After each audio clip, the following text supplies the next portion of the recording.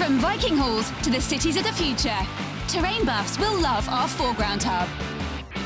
Watch gaming tables of all genres come to life at beastsofwar.com.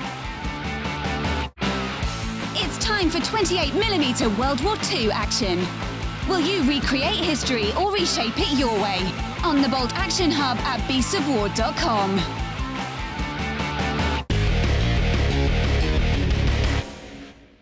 So, hi guys, myself and John are back for another unboxing. Well, Unrolling? unrolling, that'll do. But we've already unrolled. We're looking at gaming mats. Yes. Right. The guys at Frontline Gaming have a fat mat range. This is the Swamp. Yep. And possibly one of the more, from my point of view, and I know very little about gaming mats, probably one of the more interesting looking ones.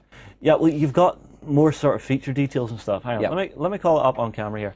So you've got all your swampy areas. Yep. Up and through here. You've got, you know, fallen trees, bits of building. We have some, well, it's just off that shot. Is it in the other shot? Yeah, it's in the other shot. Yeah, so you've got like little walkways and yeah, stuff like and you that. actually have the footprint of a destroyed building here. Yep.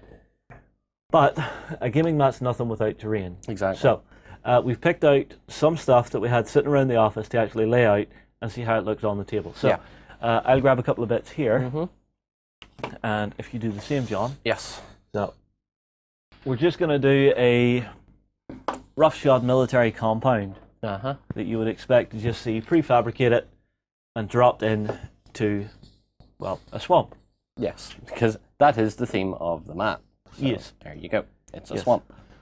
So, do you have a vehicle there? I also have tank. I am also with tank. You're also with tank. I am also with tank.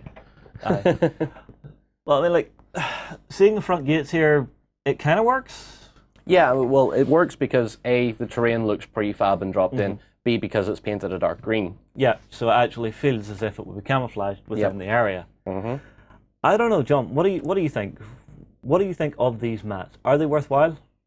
Yes, because if you're like me and you're more a collector, painter, hobbyist sort of guy, you're not going to spend a lot of time on terrain. That's a fair point. Well, I certainly wouldn't. Well, you remember what it used to be like up at mine when we were playing games on that old crappy grass mat I had. Yes.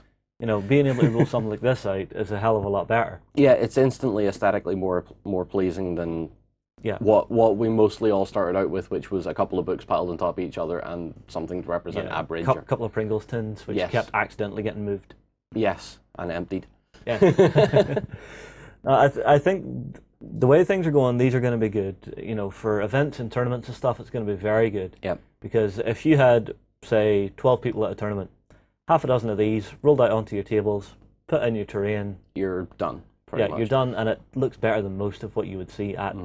Let's be honest, the current tournament scene, some of the terrain is not great, especially here locally. No, there's still that mentality of a hill and two forests. Yes. But that is starting to go away at least. Yeah. But it's still present in a lot of clubs and that. But then again, you're working with, clubs don't have a lot of budget.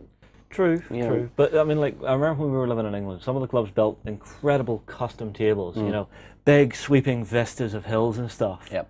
Problem was you couldn't set your minis on them worth a damn. Yeah. You know, you would set it down and it's just like, up, it fell over, up, it fell over, up, it fell over. Yep. And the other problem is then nice and flat. Yeah, the other problem then is storage. Yep, indeed. We have that problem. Storing half the gaming tables we own. Yeah. So yeah. Well, I suppose these roll it up, set it in the corner, wait for it to be ready to be used. Yep.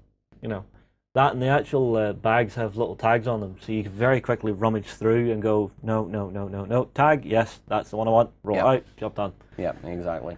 Yeah. But I mean, like, I quite like this, and I quite like how the vehicles look once they're actually sitting on the terrain.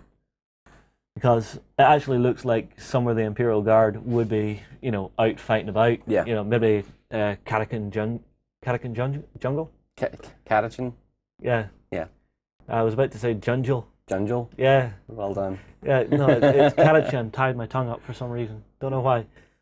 Well, guys, do us a favour. Drop some comments below. Let us know what you think of the fat mats, because they're very nice. They're really, really nicely detailed. And I can only see this technology getting better. Yep. So, guys, drop us a comment below. We'll move on to the next video. We'll see you there. Flames of War brings you the battles of World War II in epic 15mm scale. Go to the hub on beastsofwar.com to find news, tactics, and tutorials about the game. Fight for the Iron Kingdoms as a warcaster. Take control of the mighty jacks, arcane devices, and dark sorceries to bring the fight to the War Machine Hub on beastsofwar.com.